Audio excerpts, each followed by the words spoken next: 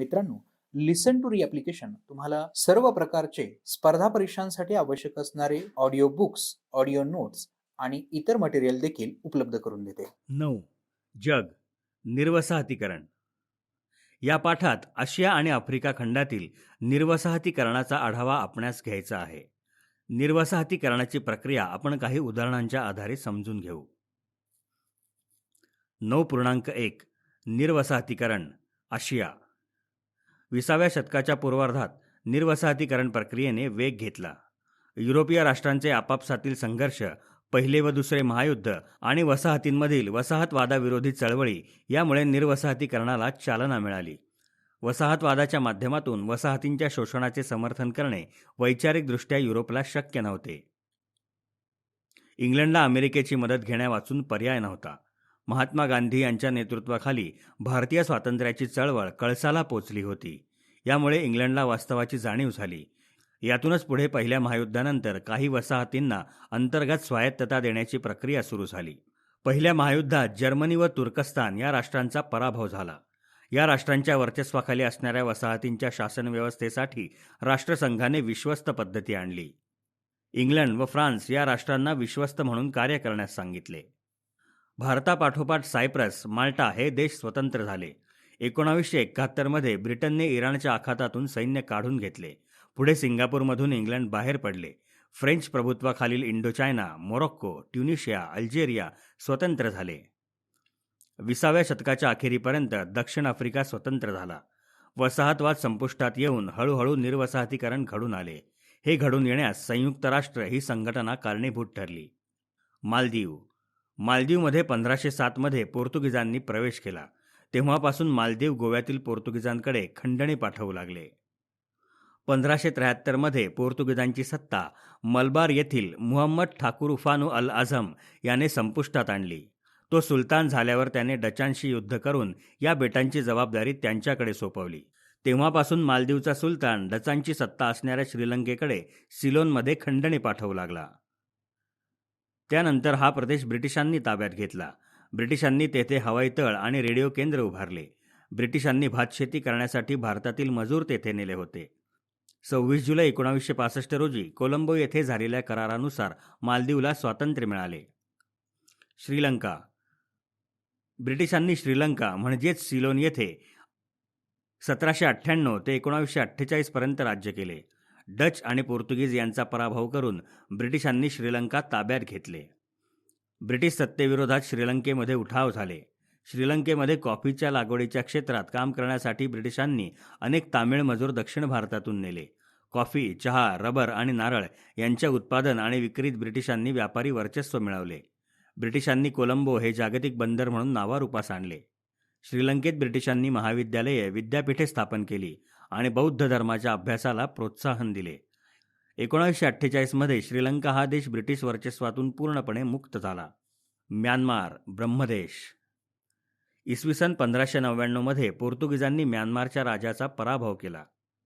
या पराभवामुळे पोर्तुगीजांना म्यानमारमध्ये प्रवेश करणे सोपे झाले. इसवी सन 1611 म्यानमारमधील विविध राजघराण्यांनी एकत्र येऊन पोर्तुगीजांचा पराभव केला आणि देशाचे एकत्रीकरण केले. पुढे त्यांनी विस्तारवादाचा आश्रय घेऊन मणिपूर आणि आसामच्या भागावर ताबा मिळवला. ब्रिटिशांच्या अंमलाखालील प्रदेशास धोका उत्पन्न झाल्यामुळे ब्रिटिश आणि म्यानमार यांच्यात 3 युद्धे झाली. 1826च्या पहिल्या युद्धात ब्रिटिशांनी म्यानमारचा पराभव करून आसाम, मणिपूर ही राज्ये जिंकून घेतली. तसेच दुसऱ्या युद्धातही त्यांनी म्यानमारचा पराभव केला. याच दरम्यान फ्रान्सने म्यानमारमधील अप्पर बर्मा या भागाचा ताबा घेतला. तिसऱ्या युद्धात इंग्लंडने मंडाले या भागाचा ताबा घेतला. पुढे ब्रिटिशांनी संपूर्ण म्यानमार आपल्या वर्चस्वाखाली आणले. ब्रिटिशांनी म्यानमार ब्रिटिश भागाचा एक प्रांत म्हणून भारतात समाविष्ट केला. त्यानंतर 1935च्या कायद्यानुसार म्यानमार, ब्रह्मदेश भारतापासून वेगळा करण्यात आला. ब्रिटिशांनी म्यानमारला स्वयंशासनाची मुभा दिली. 1937 नंतर ऑंग सॅन यांच्या नेतृत्वाखाली बर्मी लोकांनी बर्मा इंडिपेंडन्स आर्मी ही संघटना उभारली. त्यांनी दुसऱ्या महायुद्धकाळात जपानला सहकार्य केले. म्यानमारमध्ये ब्रिटिशांची पिछेहाट होऊ लागली. 1945 ब्रिटिशांनी अमेरिकेच्या सहकार्याने म्यानमारमध्ये पुन्हा सत्ता मजबूत केली. देश सांभाळायचा असल्यास लोकमताकडे दुर्लक्ष करून चालणार नाही हे लक्षात घेऊन ब्रिटिशांनी ऑंग सॅन यांना उपाध्यक्ष केले. आमचे असेच ऑडिओ लेक्चर ऐकत राहण्यासाठी तुम्ही या ऑडिओसोबतच्या लिंकवर क्लिक करून प्ले स्टोअरवरून आपले ॲप्लिकेशन डाउनलोड करू शकता. 4 जानेवारी 1948 रोजी ब्रिटिशांनी म्यानमारला स्वातंत्र्य दिले. अधिक माहितीसाठी निर्वसाहतीकरणास चालना मिळण्यास अटलांटिक सनद कारणीभूत आहे. जगाची रचना कशी असावी या संदर्भात दुसऱ्या महायुद्धानंतर अमेरिकेचे अध्यक्ष फ्रँकलिन रूझवेल्ट आणि ब्रिटनचे प्रधानमंत्री विन्स्टन चर्चिल यांनी जी घोषणा केली तिला अटलांटिक सनद असे म्हणतात. इंग्लंड अमेरिकादी दोस्त राष्ट्रांना कोणाचेही राज्य लुबाडायचे नाही, युद्धोत्तर काळात होणारे राजकीय व भौगोलिक फरक स्थानिक लोकांच्या इच्छेनुसारच करण्यात येतील व जगातील सर्व लोकांना स्वयंनिर्णयाचा हक्क राहील असे या घोषणेत म्हटले होते. 9.2 निर्वसाहतीकरण आफ्रिका 1950 ते 1965 या 15 वर्षाच्या अवधीत आफ्रिकेतील वसाहतींनी परकीय वसाहतवाद्यांचे वर्चस्व झुगारून टाकले. युरोपीय वसाहतवादी राष्ट्रांनी लादलेली शिक्षण पद्धती परकीय होती. या शिक्षण पद्धतीतून शिकून तयार झालेले नेते वसाहतींना लाभले. या शिक्षण पद्धतीमुळे अमेरिकन स्वातंत्र्य लढा, फ्रेंच राज्यक्रांती, राष्ट्रवाद यांचे ज्ञान आफ्रिकेतील लोकांना झाले होते. यातूनच राष्ट्रीयत्वाची भावना आफ्रिकेतील देशांमध्ये निर्माण झाली. दुसऱ्या महायुद्धानंतर आफ्रिकेतील राष्ट्रवादाला अधिकच चालना मिळाली. इंग्लंड व फ्रान्सने आफ्रिकन वसाहतींना हळूहळू काही अधिकार द्यायला सुरुवात केली. यातून स्वातंत्र्याची चळवळ अधिकच तीव्र होत गेली. बांडुंग परिषद भारताने 1947 मध्ये पहिली आशियाई परिषद घेतली. त्या परिषदेत आशियातील 25 राष्ट्रांचे प्रतिनिधी सहभागी झाले होते. या परिषदेत झालेल्या चर्चेतून आशियाई प्रादेशिकतावादाची संकल्पना आकाराला आली. आशियातील जनतेचे प्रश्न, आशियाच्या सामाजिक, आर्थिक आणि सांस्कृतिक समस्यांकडे लक्ष वेधणे व परस्पर सहकार्यावर भर देण्यासंबंधी विचारविनिमय झाला. याच पार्श्वभूमीवर 1995 मध्ये इंडोनेशियात बांडुंग येथे पहिली आशियाई व आफ्रिकन राष्ट्रांची परिषद भरली. या परिषदेत आफ्रो आशियाई जनतेच्या प्रश्नांची चर्चा जागतिक शांततेस प्राधान्य आणि सहकार्यावर भर देण्याचे ठरले. आफ्रिकी ऐक्याचा विचार प्रथम H.S. विल्यम्स याने मांडला. त्याने लंडनमध्ये 1900 मध्ये पहिली अखिल आफ्रिका ऐक्य परिषद भरवली. या परिषदेस हजर असणाऱ्या W.E.B. द्युबॉ या कृष्णवर्णीय नेत्याने या कल्पनेस पहिल्या महायुद्धानंतर चालना दिली. 1919 मध्ये पॅरिस येथे त्याने अखिल आफ्रिका ऐक्य परिषद भरवली. त्याच्या पुढाकाराने पुढे आणखी काही परिषदा झाल्या. यातूनच आफ्रिका खंडात आफ्रिकी ऐक्याची कल्पना लोकांच्या मनात रुजू लागली. या संदर्भात 1945 मध्ये मँचेस्टर येथे परिषद भरली होती. या परिषदेत आफ्रिकी नेत्यांनी सक्रिय सहभाग घेतला. आफ्रिका खंडातील निर्वसाहतीकरण 1914 मध्ये पहिले महायुद्ध सुरू झाले.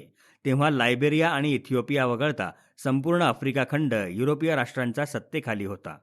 पहिल्या महायुद्धादरम्यान सहभागी असलेल्या राष्ट्रांच्या वसाहती आफ्रिकेत असल्याने अप्रत्यक्षरित्या या वसाहती युद्धात ओढल्या गेल्या. पहिले महायुद्ध सुरू होताच इंग्लंड व फ्रान्स यांनी जर्मनीच्या ताब्यात असणाऱ्या आफ्रिकन वसाहती जिंकून घेण्यासाठी त्यांच्यावर हल्ले केले. महायुद्धात जर्मनीचा पराभव होताच जेत्या राष्ट्रांना पराभूत राष्ट्रांच्या ताब्यातील वसाहती आपल्या ताब्यात घेण्याची तीव्र इच्छा झाली. अमेरिकेचे तत्कालीन अध्यक्ष वुड्रो विल्सन यांनी या प्रसंगी पुढील भूमिका मांडली. त्यांच्या म्हणण्यानुसार जेत्या राष्ट्रांनी विश्वस्त या नात्याने वसाहती सांभाळणे योग्य होते. वसाहतींना स्वयंनिर्णयाचा अधिकार मिळणे आवश्यक होते. राष्ट्रसंघाने परस्पर सामंजस्याने असे ठरवले की 1919 मध्ये ब्रिटन, फ्रान्स व बेल्जियम या 3 राष्ट्रांनी आफ्रिकेमधील जर्मन वसाहती आपापसात विभागून घ्याव्यात.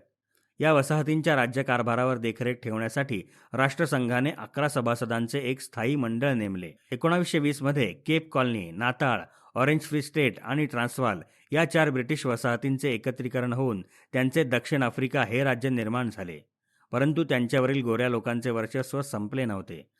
दुसऱ्या महायुद्धाच्या अगोदर इजिप्त स्वतंत्र राष्ट्र झाले. त्यानंतर लिबिया, ट्युनिशिया, मोरोक्को, अल्जेरिया आणि घाना ही राज्ये एकापाठोपाठ एक स्वतंत्र झाली. 20व्या शतकाच्या उत्तरार्धात मध्य आफ्रिकेतील आयव्हरी कोस्ट, मादागास्कर, माली यांसारख्या एकूण 12 फ्रेंच वसाहतीही स्वतंत्र झाल्या. त्याचबरोबर संयुक्त राष्ट्रांच्या विश्वस्त मंडळाच्या देखरेखीखालील कॅमेरून, सोमालिया इत्यादी वसाहती तसेच विविध युरोपीय राष्ट्रांच्या वर्चस्वाखालील इतर वसाहतीही स्वतंत्र झाल्या. या सगळ्या राष्ट्रांपैकी अल्जेरियाला मात्र कडवा संघर्ष करावा लागला. 1962 मध्ये सार्वमताच्या आधारावर अल्जेरियाला स्वातंत्र्य मिळाले. टांगानिका व झांजिबार यांचे टांझानिया संयुक्त प्रजासत्ताक या नावाने एप्रिल 1964 मध्ये एकत्रीकरण झाले. दुसऱ्या महायुद्धाच्या अगोदरच्या काळात इटलीने इथिओपिया, लिबिया जिंकले आणि हा प्रदेश स्वतःच्या साम्राज्याला जोडला. मुसोलिनी या इटलीच्या हुकुमशहाने लिबिया आणि इथिओपिया या प्रदेशातून इजिप्त व ब्रिटिश वसाहतींवर हल्ला केला होता. दुसऱ्या महायुद्धात आफ्रिकेतील युद्धक्षेत्राचा विस्तार उत्तरेत मोरोक्को व लिबियापासून पूर्वेस इथिओपिया व सोमालीलँडपर्यंत होता. इटलीमुळे आणि जर्मन सेनापती रोमेल याच्या चढाईमुळे ब्रिटिशांच्या आफ्रिकेतील साम्राज्यास धोका निर्माण झाला. यावेळी ब्रिटिश सैन्यातील सामील असणाऱ्या भारतीय सैनिकांनी पराक्रमाची शर्थ केली. आफ्रिकेत ब्रिटिश सैन्याने इटली व जर्मनीच्या संयुक्त फौजांना मागे हटवले. 1945 मध्ये महायुद्ध संपताच जर्मनी व इटलीस आफ्रिकेतील आपल्या वसाहती गमवाव्या लागल्या. दुसरे महायुद्ध संपताच निर्वसाहतीकरणास अधिकच वेग आला. आशिया आफ्रिका खंडात स्वातंत्र्य चळवळींचे वारे वेगाने वाहू लागले. या खंडांमध्ये जागरूकता वाढली. कालोघात या दोन्ही खंडातील अनेक देश स्वतंत्र झाले. या राष्ट्रांकडे अमेरिका, रशिया यांचे लक्ष होतेच. या नव्याने स्वतंत्र झालेल्या राष्ट्रांना आपल्या गटात सामील करून घेण्याची स्पर्धा महासत्तांमध्ये सुरू झाली. पुढील पाठात आपण शीतयुद्ध आणि त्याचे भारतावरील परिणाम याविषयी माहिती घेणार आहोत. लिसन टू ॲप्लिकेशन तुम्हाला सर्व स्पर्धा परीक्षांसाठी आवश्यक असणारी ऑडिओ नोट्स, ऑडिओ बुक्स आणि इतर मटेरियल देखील उपलब्ध करून देते. चला तर मित्रांनो, भेटूयात पुढच्या लेक्चरमध्ये. तोपर्यंत धन्यवाद.